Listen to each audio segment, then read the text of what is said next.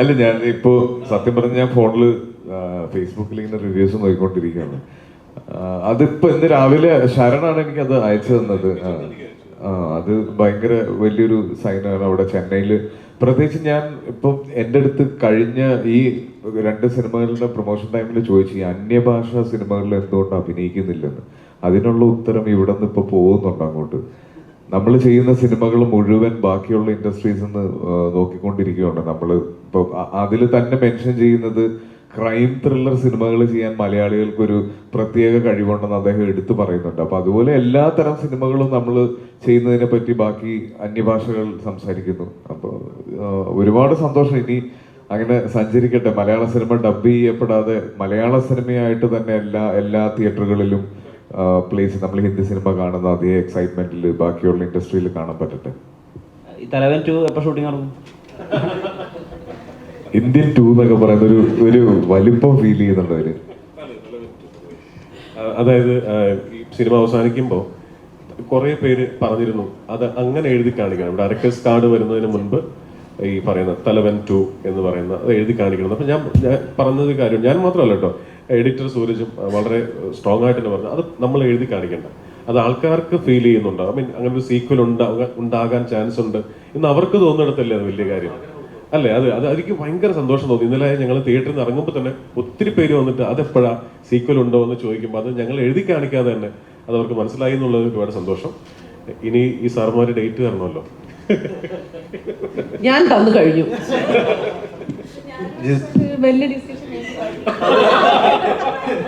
അല്ല, സിനിമ കണ്ടവർക്ക് അനുവിന്റെ കാര്യത്തിൽ എന്ത് ചെയ്യും? ഇപ്പൊ ജാഫർ ഇടുക്കിച്ചേട്ടന്റെ ക്യാരക്ടറിനെ അവിടെ കൊണ്ടുപോയി പ്ലേസ് ചെയ്യാം, അത്രയും ടെൻഷനിൽ നിൽക്കുമ്പോ ചിരി ഉണ്ടാക്കാം. അത് എങ്ങനെ വന്ന ഐഡിയ? അത് എനിക്ക് എഴുതി വന്നപ്പോഴേ ഇത് ഭയങ്കര സീരിയസ് ആയിട്ട് കഥ പോകുമ്പോൾ എവിടെയോ ഒരു റിലീഫ് കൊടുക്കണം എന്നുണ്ടായിരുന്നു. അപ്പൊ അത് സത്യം പറഞ്ഞാൽ ഈ ക്രൂവിലുള്ള എല്ലാവരും എതിരായിരുന്നു. ശരിയല്ല? എല്ലാവരും ഫുൾ ടീമുകൾ ആ ക്യാരക്ടർ അങ്ങനെ കൊടുക്കരുത്, അവിടെ ക്യാരക്ടർ വരരുത് എന്നുള്ളതായിരുന്നു. അത് ശരിക്കും എൻ്റെ പിടിവാശിയായിരുന്നു. അത് വേണം. ഈവൻ എഡിറ്റിൽ വന്നപ്പോൾ പോലും അത് കളയാനൊക്കെ ശ്രമങ്ങൾ ഉണ്ടായിരുന്നു. പക്ഷെ ഒരു രീതിയിലും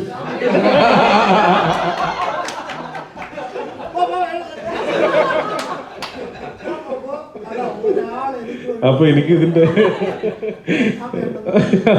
അല്ല അങ്ങനെ ആ രീതിയിൽ ഒരുപാട് പേര് കാണുമ്പോൾ ഈ എന്നുവെച്ചാൽ സിനിമ ഇറങ്ങുന്നത് വരെ നമുക്ക് ഇതിന്റെ പ്രാക്ടിക്കാലിറ്റി ഇത്രയേ ഉള്ളൂ. സിനിമ ഇറങ്ങുന്ന വരെ നമുക്കറിയില്ല ഓഡിയൻ എന്താണ് ഇഷ്ടപ്പെടാൻ പോകുന്നത്.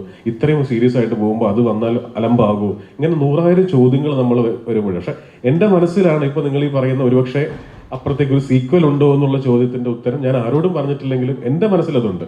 അതുകൊണ്ട് ആരെന്ത് പറഞ്ഞാലും എനിക്ക് ആ ക്യാരക്ടറിനെ കട്ട് ചെയ്യാൻ പറ്റില്ല. കാരണം അതിനകത്ത് കുറേ മൈന്യൂട്ട് ഡീറ്റെയിൽസ് ഇട്ട് വെച്ചിട്ടുണ്ട് ആ ക്യാരക്ടറിനകത്ത്.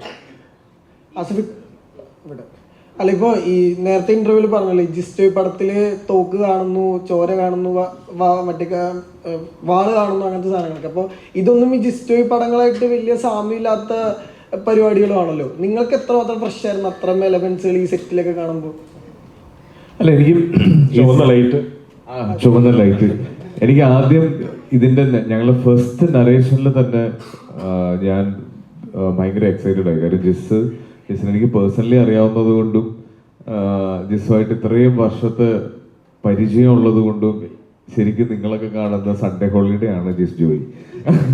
അപ്പോൾ എനിക്ക് ആ ഒരു എക്സൈറ്റ്മെന്റ് ഉണ്ടായിരുന്നു. ഞാൻ നേരത്തെ പറഞ്ഞിട്ടുണ്ട്, നമ്മൾ ഈ ആക്ടേഴ്സ് നമ്മളുടെ സ്ഥിരമായിട്ടുള്ള ഫോർമുലാസ് പൊളിക്കണം, നമ്മുടെ ക്യാരക്ടർ ആർക്ക് പൊളിക്കണം എന്നൊക്കെ നമ്മൾ എപ്പോഴും ആഗ്രഹിക്കുമല്ലോ, ഡിഫറെന്റ് ക്യാരക്ടേഴ്സ് ചെയ്യണം. അങ്ങനെ ഒരു സംവിധായകന് തോന്നി ഞാൻ ചെയ്തുകൊണ്ടിരിക്കുന്ന അതും എൻ്റെ ഏറ്റവും സേഫ് ആയിട്ടുള്ള സോണിൽ നിന്ന് പുറത്തേക്ക് വരണമെന്നൊരു സംവിധായകൻ തോന്നുകയും പുറത്തേക്ക് വരുമ്പോൾ അതിനു വേണ്ടി എടുത്ത സ്ക്രിപ്റ്റ്, അതിനു വേണ്ടിയിട്ട് എഫേർട്ട്, ഇത് ആദ്യം ജിസ് പറഞ്ഞില്ലേ, നമ്മൾ ആരും കേട്ട സ്ക്രിപ്റ്റ് അല്ല ഇതിന്റെ ഷൂട്ടിംഗ് സമയത്ത് ഉണ്ടായിരുന്നത്.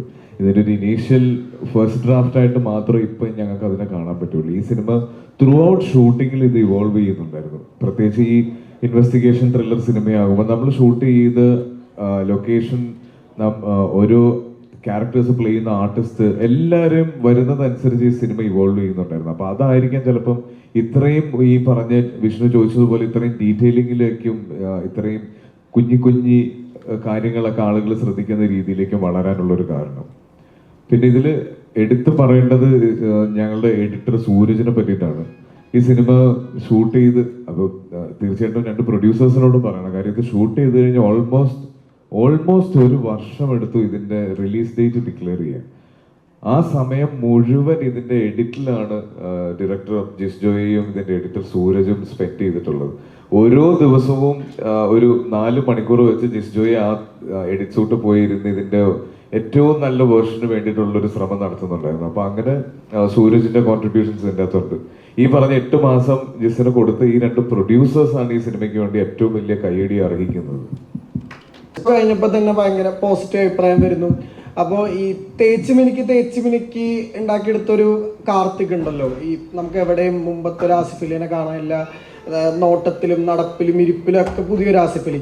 അതുകൊണ്ട് ഈ ട്രോളുകളൊക്കെ വരാൻ തുടങ്ങി. മറ്റേ ലിയോയുടെ മീം വെച്ചിട്ട് ബാഡാസ്, മിസ്റ്റർ ലിയോദാസ് ബാഡാസ് എന്ന് പറഞ്ഞപ്പോൾ അത്തരം കാര്യങ്ങളൊക്കെ കണ്ടോ? എങ്ങനെയാ ഈ പുതിയൊരു ആസിഫ് അലിനെ ഉണ്ടാക്കിയെടുക്കാനുള്ള ശ്രമങ്ങൾ? അതായത് ഈ ആസിഫിന്റെ ഞാൻ ബൈസൈക്കിൾ ടീംസിൽ ആസിഫിനെ സമീപിക്കുമ്പോൾ ആസിഫ് അല്ല ഇപ്പോൾ ഈ ഗ്രാജുവലി ഉള്ള പ്രോഗ്രസ് ആസിഫിന്റെ ആസ് എൻ ആർട്ടിസ്റ്റ് ഇവോൾവ് ചെയ്ത് വന്നിരിക്കുന്നത് ഏറ്റവും അടുത്ത് നിന്ന് കാണാൻ സാധിച്ചിട്ടുള്ള ഒരാളാണ് ഞാൻ. അപ്പം ആസിഫിന് എപ്പോഴും നമുക്കറിയാം ഒരു ബോയ് നെക്സ്റ്റ് ഡോർ ഇമേജ്. ഒത്തിരി നാൾ നമുക്ക് കണ്ണടച്ച ആസിഫ് അലി എന്ന് ആലോചിക്കുമ്പോൾ സോൾട്ട് ആൻഡ് പെപ്പറിലെ ട്രെയിനിൽ ഇരുന്നിട്ടുള്ള ആ സീനാണ് ആദ്യം മനസ്സിൽ വരുന്നത്. അപ്പോൾ അതിൽ നിന്ന് എനിക്ക് ഭയങ്കര സന്തോഷമുള്ള കാര്യം ഈ കാർത്തിക് എന്ന് പറഞ്ഞാൽ വളരെ ടഫായിട്ടുള്ള, പ്രത്യേകിച്ച് ബിജുചേട്ടൻ്റെ ഒപ്പം ഇടിച്ചിടിച്ച് ഒപ്പത്തിനൊപ്പം ആരാണ് മുകളിൽ ആരാണ് താഴെ ഈക്വലി ഇമ്പോർട്ടൻ്റ് ആയിട്ടുള്ള ക്യാരക്ടറാണ്. ആ ക്യാരക്ടർ ചെയ്യുമ്പോൾ എത്ര മെച്ചുവേർഡ് ആയിട്ടാണ് ആസിഫ് അത് ചെയ്തിരിക്കുന്നത്. അപ്പോൾ ഇന്ന് രാവിലെ എന്നെ മധുബാലേട്ടൻ വിളിച്ചിരുന്നു, ഡയറക്ടർ മധുബാല. അപ്പോൾ അദ്ദേഹം ഒരുപാട് നേരം സംസാരിച്ചത് ഈ വിഷയത്തെക്കുറിച്ച് മാത്രമാണ്, ആസിഫിന് വന്ന മാറ്റത്തെക്കുറിച്ചാണ്. അപ്പോൾ ഞാൻ മധുബാലേട്ടനോട് പറഞ്ഞു, ചേട്ടാ ആ മാറ്റം തുടങ്ങുന്നത് എനിക്ക് തോന്നുന്നത് ചേട്ടൻ്റെ ഒഴിമുറി എന്നൊക്കെ പറയുന്ന അല്ലേ അസി, ആ സിനിമയിലാണ് ആ ഒരു ബോയ് എന്നുള്ള സംഭവത്തിൽ നിന്ന് മാറിയിട്ടൊരു മെച്ചുവേർഡ് കൈൻഡ് ഓഫ് മാറ്റത്തിലേക്ക് വരുന്നത്. അപ്പം എനിക്കത് ഭയങ്കര സന്തോഷമാണ്. എന്താണോ ഞാൻ കാർത്തിക് എന്ന് പറഞ്ഞ ക്യാരക്ടറിന് വേണ്ടി എഴുതിയത് അല്ലെങ്കിൽ ആലോചിച്ചത്, അത് 150% ഭംഗിയായിട്ടാണ് ആസിഫ് ചെയ്തിരിക്കുന്നത്. ഇനിയും മിനുക്കാൻ പരിപാടികളുണ്ടോ? ഏത് ഈ സിനിമ? അല്ല, ഇനി വരാൻ പോണ സിനിമകൾക്ക്? തീർച്ചയായിട്ടും. ഇനിയിപ്പോൾ അങ്ങനെയല്ലേ, ഏറ്റവും പുതിയത് കൊടുക്കുക എന്നുള്ളത് മാത്രമല്ല, പുതിയത് എന്താ പറയുക, യുണീക്ക് അല്ലാത്ത ഒന്നും ഇനിയുള്ള ഓഡിയൻ അംഗീകരിക്കില്ലെന്നാണ് ഞാൻ മനസ്സിലാക്കുന്നത്. സോ വെറുതെ ഒരു സിനിമ ചെയ്യുന്നതിന് ഇനി സ്കോപ്പില്ല. ഇനി യുണീക്കായിട്ടുള്ള ഈ പറഞ്ഞ പോലെ തേച്ച് മിനുക്കി ഫൈനൽ മറ്റേ ഡ്രാഫ്റ്റും കൊണ്ട് ഇനി ഫൈനൽ ഡ്രാഫ്റ്റുമായിട്ടേ ഷൂട്ടിന് പോകാൻ പറ്റുള്ളൂ. അല്ലാതെ സെറ്റിൽ പോയിട്ടുള്ള പരിപാടികൾ ഇനി നടക്കുമെന്ന് തോന്നുന്നില്ല.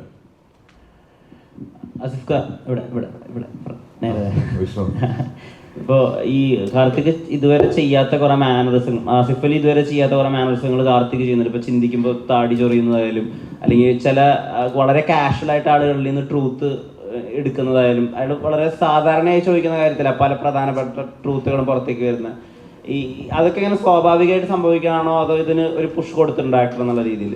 ഇല്ല, ഉറപ്പായിട്ടും അത് സ്വാഭാവികമായിട്ട് സംഭവിച്ചതാണ്. ഞാൻ അങ്ങനെ ഒരു ഭയങ്കര ക്യാരക്ടർ ഡീറ്റെയിലിങ്ങിലൊന്നും ഞാനായിട്ട് എഫേർട്ട് ചെയ്തിട്ടില്ല. പക്ഷെ ജിസിന്റെ സ്ക്രിപ്റ്റിലും നറേഷനിലും ഓരോ ദിവസം ഷൂട്ട് ചെയ്യുമ്പോൾ എടുക്കുന്ന ഓരോ ഷോട്ടിലും ആ ഡിസ്ക്രിപ്ഷൻ ഉണ്ടായിരുന്നു.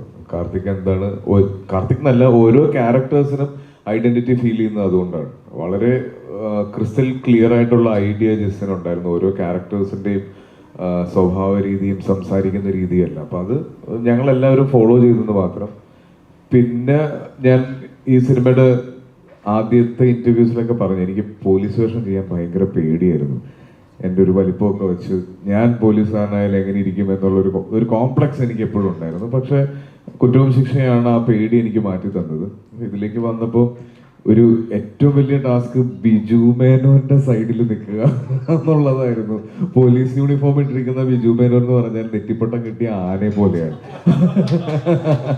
അപ്പൊ അതിന്റെ സൈഡിൽ നിൽക്കുക എന്നുള്ളത് വലിയൊരു വെല്ലുവിളിയാണ്. അവിടെ നിന്ന് കണ്ണ് എൻ്റെ അടുത്തേക്ക് ഡിമാൻഡ് ചെയ്യുക എന്ന് പറയുന്നത് ഒരുപാട് എഫേർട്ടുള്ള ഒരു കാര്യമായിരുന്നു. അപ്പൊ അത് പക്ഷെ ആ കാർത്തികിന്റെ ക്യാരക്ടറൈസേഷനിലൂടെ എനിക്ക് കിട്ടിയതാണ്. അത് സിനിമ കണ്ടു കഴിയുമ്പോൾ എനിക്കും അതൊരു അത്ഭുതമായിട്ട് തോന്നുന്നുണ്ട്.